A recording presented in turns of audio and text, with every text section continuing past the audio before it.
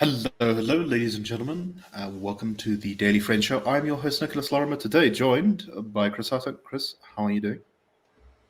Good afternoon, Nick, Sara. Doing well, thank you.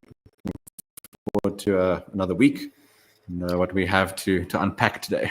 Indeed. And of course, we're also joined today by Sara Gone. Sara, how are you doing? Well, thank you. I see the financial issues heading our way. Indeed, there are. Now, I must apologize before we begin. I had a nosebleed just before the show, and hopefully it doesn't interrupt me. But if I sound funny or if on video I'm suddenly clutching tissues to my face, it's because of that.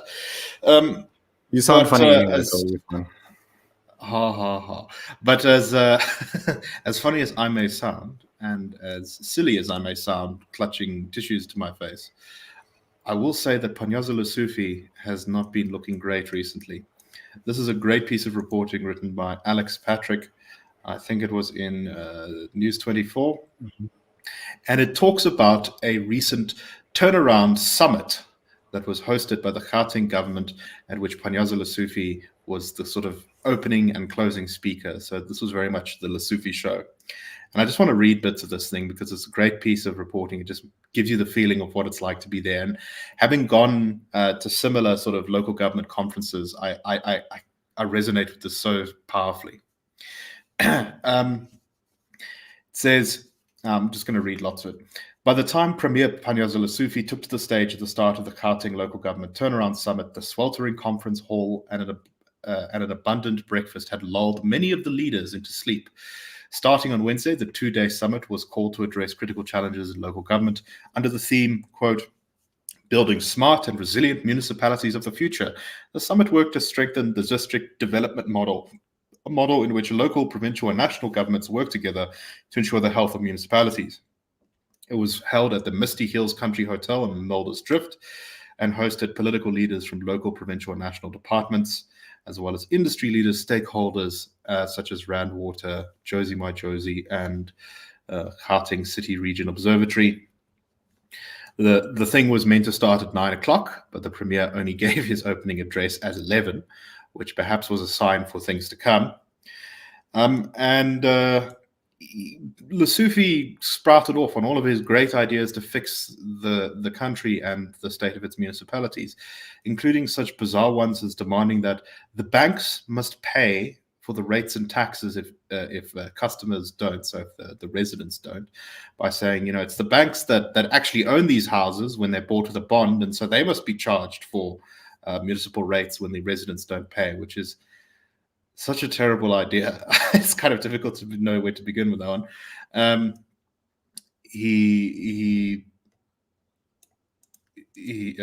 Some of the attendees, Alex Patrick writes, were asleep as this happened. But the clapping wasn't rousing enough to wake a woman sleeping in the front row of extra chairs at the side of the stage. As spare chairs did not have desks in front, there was nothing to catch the woman's phone when it slipped out of her loosening grip, clattering to the floor and waking her up. There were a number of speakers. A person from the Deputy Minister of Cooperative Governance and Traditional Affairs gave a speech basically saying that the wasteful and fruitless expenditure from municipalities amounts to billions and billions of rands. The decision to correct all these matters lies with mayors and office bearers in municipalities. We need to decide to correct these failings by the time we leave here. So very quickly, it seems that the whole thing sort of deflated with everyone not taking it that seriously. Patrick writes, it was clear that despite the summit's importance, many municipalities had sent their more junior staff. The top leaders who did go spent the night at the resort and the spa. Thursday was touted as an important part of the summit, as it would host the mayors of the municipalities who would present their turnaround plans. However, each mayor only had 2 minutes to do so. Which, when you're talking about municipalities that have literally millions of residents, this is not really a great idea. Only 3 mayors arrived: the new mayor of Tshwane, Ekurhuleni's mayor, and Midvaal's mayor. So, you know, one opposition, one DA mayor there. And then the one thing that was very full, while many of the lecture halls seemed to be empty, was the carnival restaurant, which was paid for, where everyone went and filled up on food. And basically, Lesufi then eventually at the end had to give the closing remarks. He closed with his future vision for the province, which included electric vehicles, residents paying the municipalities to charge them, buildings with extra toilets for women so they wouldn't have to stand in long queues, and using e-toll gantries as speed traps instead of paying metro cops to, quote, hide behind trees.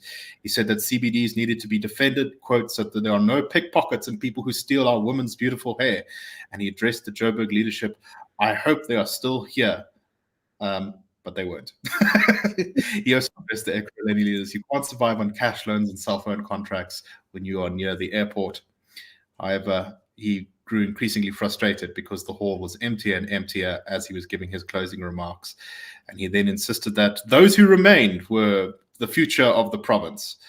And he left the hall to a sort of smattering of applause.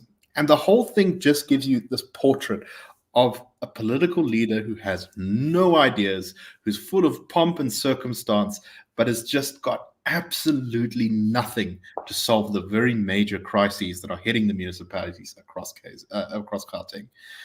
Sara, what do you make of this thing?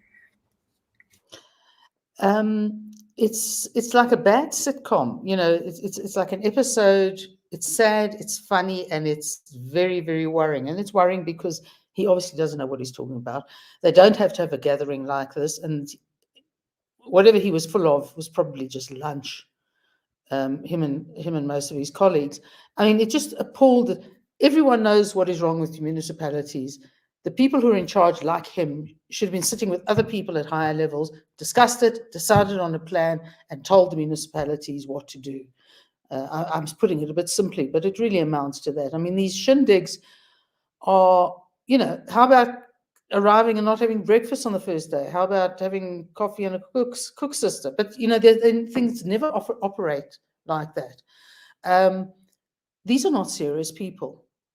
They're not serious people because they don't know what needs to be done, let alone how it has to be done. It's not going to be done. The people who are there, if they're getting it done, they're doing it because they're good enough, and there are very few of them. And if they're not doing it, they're not going to do it. It doesn't matter how many lunches and breakfasts were paid for by the taxpayer. It's absolutely criminal. But it does speak to the fact that the ANC leadership certainly does not have what it takes to get us out of the morass we're in. And this is just the worst thing about this is it's just symptomatic of something we already know.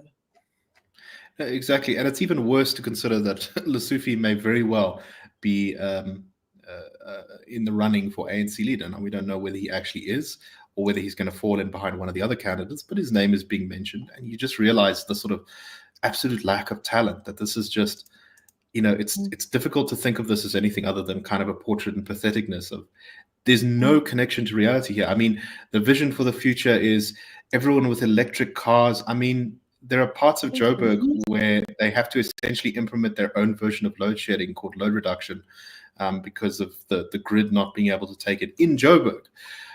There's municipalities all over the province that are running out of water. And everyone all over is suffering with that. The inner cities of every single one of these municipalities is in huge trouble, particularly Johannesburg.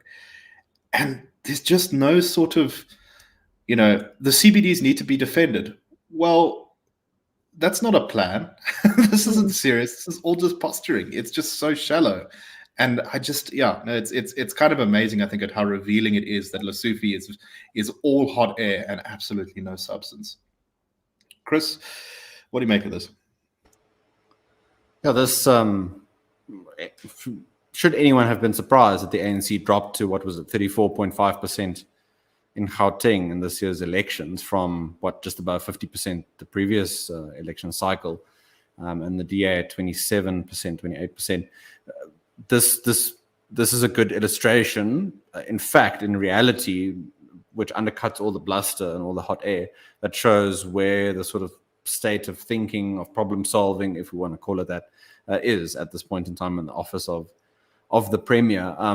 Regarding the sort of wider ANC race in 2027, that elective conference, maybe a pivot for Lesufi would not to be contest for president, but to be an individual around whom those who are opposed to the idea of the ANC being in the GNU, they coalesce, and he plays a more behind the scenes role, some sort of senior organizer or something in that regard, not necessarily as an orator or a figurehead or a face of a next person to succeed Ramaphosa. So I don't know if there will be that realization, but it does.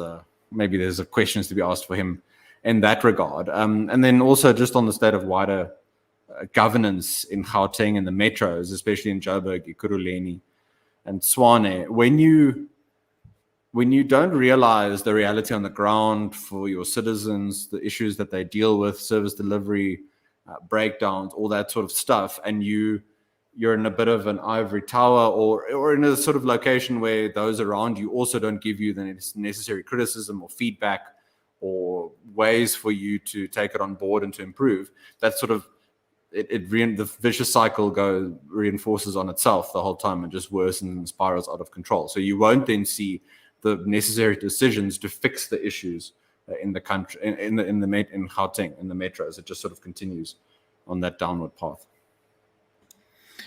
The interesting thing about municipal government is that in some ways it's kind of less ideological, the solutions, right? A lot of the solutions to the problems are not necessarily, are you going to centralize or decentralize, or how big a role is the state going to play, things like that, or what are the taxes? Those are powers that are mostly at national government. It's not with the municipalities.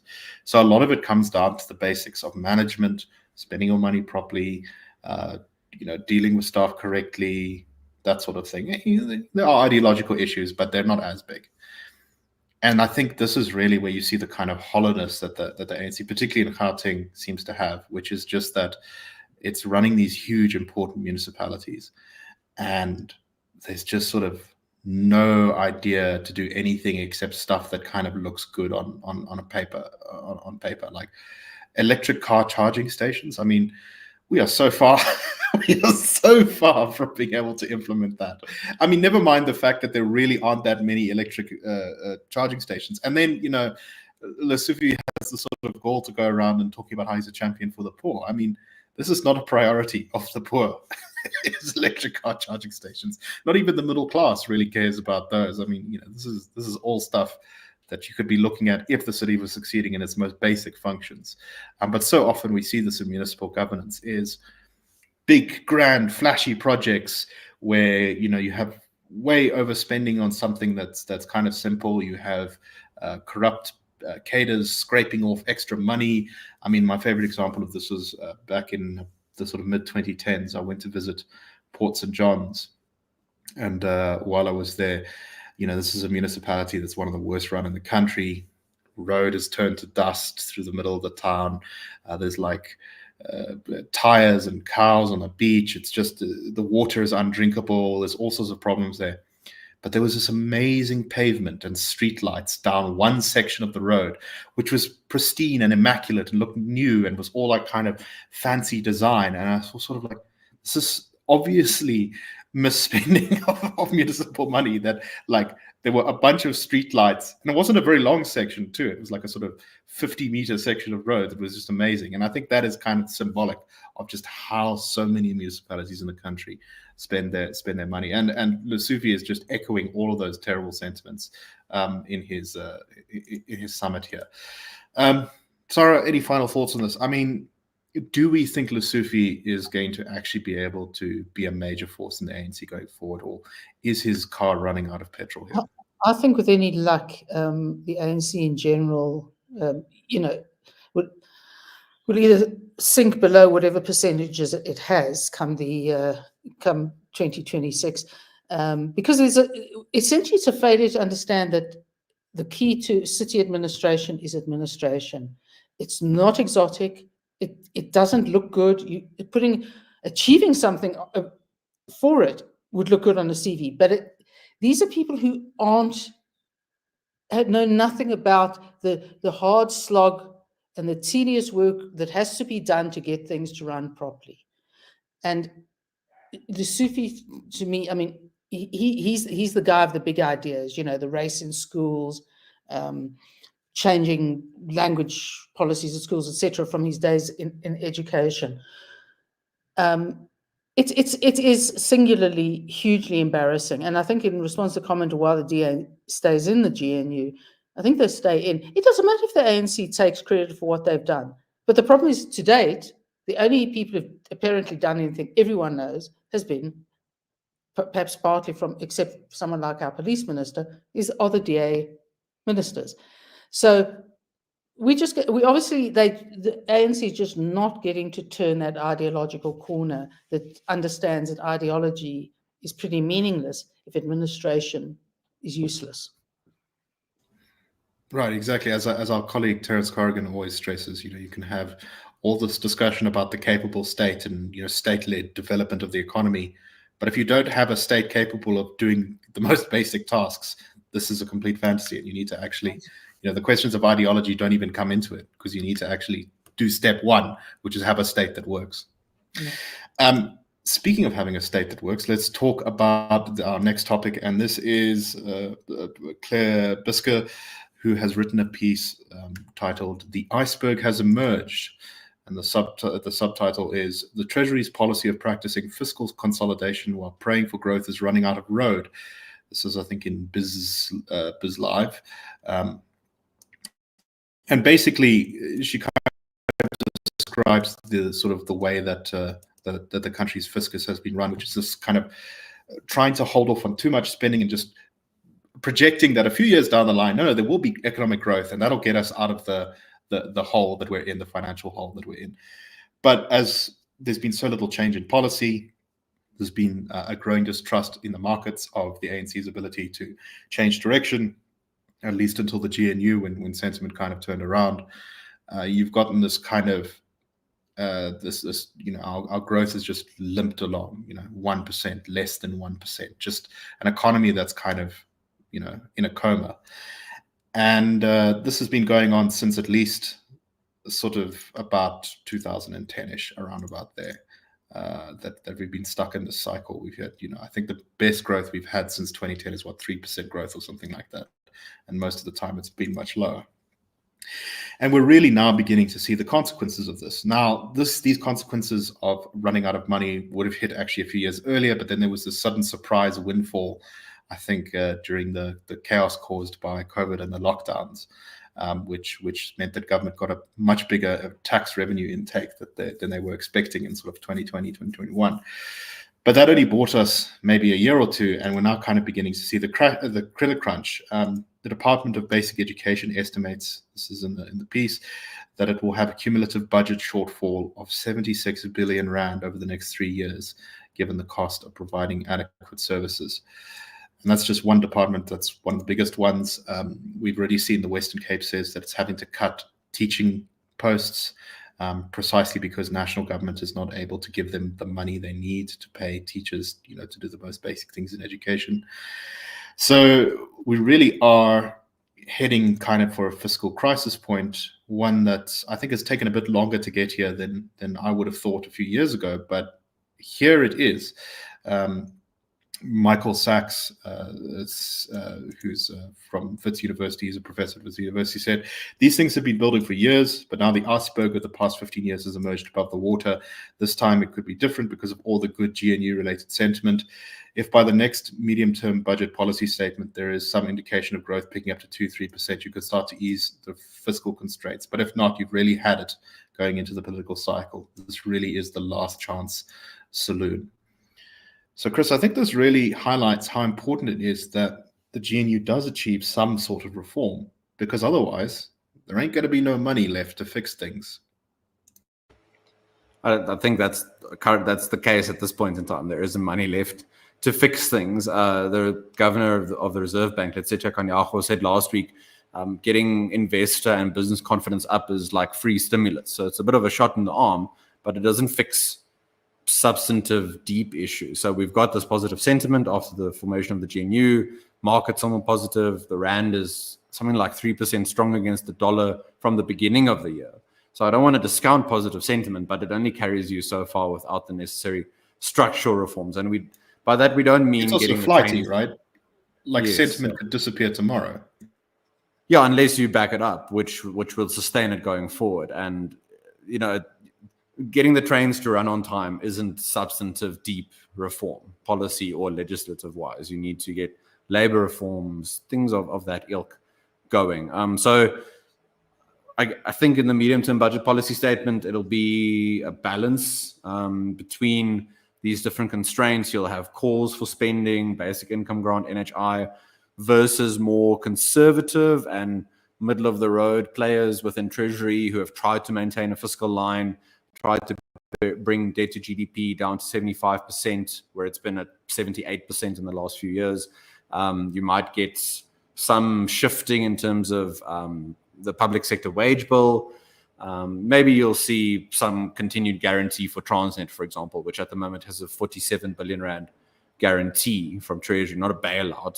Sometimes these things are more technical than anything else. But yeah, I think this is the culmination of years of more spending, the state growing in terms of the proportion of tax revenue it collects, but not effective spending. So not in terms of capital infrastructure, investment in, proper industries like manufacturing, that sort of stuff, and actually just more spending on consumption. And what I mean by consumption is salaries in the public sector. And it's all coming down to force more pressure on a smaller tax base than has been the case before. And of course, your risk there is if you drive businesses and high net worth individuals away, your tax revenue just evaporates. We might see things like maybe an increase in sin taxes. That's an easy way to ratchet up some pain.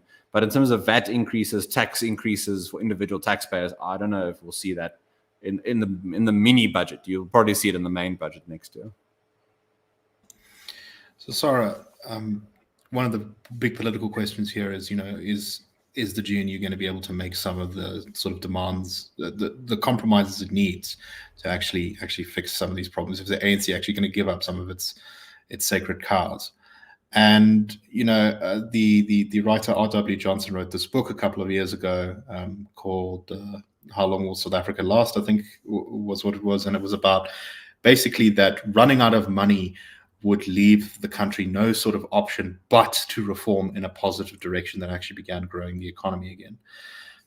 Now, considering we're in a slightly different environment than when that book was written. That book was written, when the ANC was still firmly sort of dominant and in power, and it wasn't clear that it was going to lose power anytime soon. Do you think that's a possibility? If the money runs out, will the ANC be forced, kind of kicking and screaming, to actually implement some of these changes? I think given how riven the ANC still seems to be and how much time Ramaphosa seems to spend in trying to get the more, shall we say, MK type elements of the ANC into line, who want things as they always were, I'm not sure. I mean, I think this could have been the chance for Ramaphosa to really grab the reins and pretty much ride roughshod over these people, because it's a kind of now or never. You've got the GNU, you've got ministers from other parties, and it has led to the positive sentiment that Chris talked about, that we can't keep, relying on it. I'm not convinced that another, a second Cyril Ramaphosa term will achieve that. And it was in an indirect way. It was indicated in his fulsome praise for Russia and Vladimir Putin, saying, Russia supported us since the dark days of our struggle. Well, countries don't support you, governments do or don't support you. And a Soviet government is not Putin's government, and the circumstances are not the same. So if you're still wedded to that idea that a country supported you, and therefore you're going to persist in the economic model that country mistakenly followed and collapsed over, I'm not sure. If we need reformers, and I'm not entirely convinced that the reform element is either strong enough or big enough or both to make the necessary changes. And of course, that would be catastrophic for the ANC, because there's been quite a fair amount of sentiment. I mean, by all accounts, for example, the Germans, from what I hear from sources, are sort of dying to come into South Africa in many respects. But because they see the slowdown in China, they see a slowdown in America from investment point of view. So South Africa should be capitalizing on that, but they have to be much braver and much more reformist, I think, to actually make the difference. And I'm not sure if they can. Maybe the best thing we can hope for is they don't become the largest party any of the next set of elections. So, but God help us which party will. Yeah, no, it's an interesting sort of question is what the how the politics is going to look moving forward, because we're at this sort of interesting place where none of the parties seems like it's in an excellent position. Once again, the ANC continues to be driven by infighting and chaos. It's recovered a bit in the polls. The SRF polling suggested it's gone up a little bit since the formation of the GNU, and the DA has also grown a little bit, but not like by enough to sort of change the dynamic of things. But then you've also got MK and the EFF seem to kind of be stalling out, but a lot of the small parties are sort of struggling. So no one at the moment really seems to be having a lot of momentum in the political system. But Chris, any final thoughts on this one before we move on? Just to mention, since 2012, GDP growth has averaged 0.8%. So that's the context in which South Africa finds itself. And next year, for example, the Bureau for Economic Research projects 3.3% GDP growth. Now, I would love that. I'm quite skeptical. The IMF, on the other hand, forecasts 1.5%. If it is 1.5%, that's the 12th consecutive year in which the population has grown more than the economy, which means GDP per capita has shrunk. So you don't get out of that long-term cycle, that high debt, low growth trap, by just spending on more ineffective government plans and projects and things. Unfortunately, it's going to take a lot of political will and the difficult decisions for the better of the country, and maybe for the GNU parties. Not all of them, but for the ANC specifically. If you don't make those difficult decisions now, you just add more oxygen to those parties and players who don't play on the same terms in terms of the constitution, the rule of law, the courts, free media, free press. You just add more space for them and their arguments to feed into frustrations on the part of citizens who have become poorer over time, whose potential and prospects have been brought down by consecutive ANC administrations. It is worth pointing out, because there's often this kind of cynical view that you get, particularly from people who are not fans of the ANC, that this doesn't really matter. The ANC still gets votes. That their election performance has nothing to do with how well they do in government, that kind of thing. It's not really true. If you look at our sort of trajectory of our GDP growth and the ANC's governance, when the ANC was most successful growing the economy and creating an environment that made jobs. Sort of in the sort of 2004 to 2008 era, that's also when the ANC got almost 70% of the vote. Nowadays, they're down at 40%. So, our democratic system may not be perfect by any means, but it does actually work. And this is why the ANC really, for its own self-interest, needs to take on board some of the things we're saying. Because if they don't, they are going to be eaten by a variety of other parties. Some of their vote will go to MK. Some will go to the DA. Some will go to some new party that will probably pop up. It really is crisis, not just for the country, but for them as well. Okay, let's talk about our last story very briefly. And this is another sort of angle on the succession disputes within the ANC, because, of course, Cyril seems to be kind of, this seems to be his last rodeo. He's not going to be running the show for too much longer. I think the ANC's elective conference is in 2026, if I'm remembering that correctly. But anyway, it looks like Paul Mashatile, the deputy president, is kind of putting his toe in the water for running for president, but in this kind of annoying way that you see all the time in ANC politics of saying, oh, well, I'm not, I if the branches want me, I'll be the leader, which is always a sign that someone is running for leadership of the ANC. He said, when being interviewed by the Sunday Times, as leaders of the ANC, not only me, I think we should always avail ourselves to serve the movement when asked to do so. I don't think we should stand on top of the roofs and say, I'm available. Let's wait for the members to ask us. And should they, my own view is that we should make ourselves available for whatever task they give you. So it's not pick and choose. If members don't ask you to serve in a particular position, they probably have reasons not to, but maybe they want you to serve in another capacity. He's considered by many to be the front runner to succeed Ramaphosa. However, there are a number of other contenders.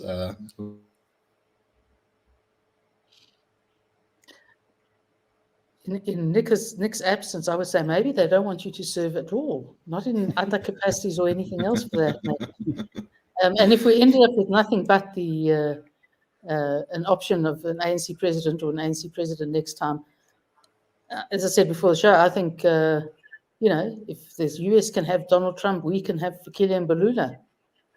No, he's currently not appearing to be the dimmest light bulb in the ceiling, or whatever the right term is. It looks like Not sure. Nick is on his own vision quest at the moment. Am I back? Am I back with everyone? You are back. Okay, wonderful. So I think increasingly it is looking like a bit between Paul Mashatile and Fikile Mbalula. And I must say, to my shock, I'm kind of on board with the Fikile Mbalula train here. Fikile Mbalula has said a lot of, I thought, quite wise things recently. Notably his "we can't strut around like peacocks pretending like we won the election" comment, and also his comment that the ANC was not a socialist party. Now, whether that's true or not is not important. What's important is that he seems to be pushing the party in that direction. I think this is, if the ANC picks Lesufi or Mashatile, it's going to be more of the same. And if the ANC picks someone like Fikile Mbalula, maybe there's a chance at reform. I don't know. Chris, final thoughts.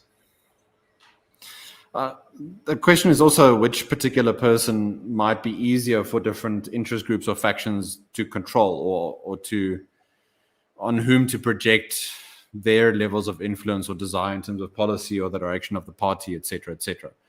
So that could also form part of the calculation. Not necessarily the best person for the ANC to grow its vote share to 70%, but just while the party continues to decline, how can you protect your own interests within that? So that could also be that's the very short-termist possibility. No, exactly. Okay. Well, sorry for the bit of the technical issue at the end there. But anyway, thank you very much for watching. We shall be back tomorrow with the Daily Friend wrap. I hope you all found the show interesting today. And I hope that everyone in Gauteng is enjoying the warm weather despite all of the many municipal challenges we are having at the moment. Cheers, everyone, and have a wonderful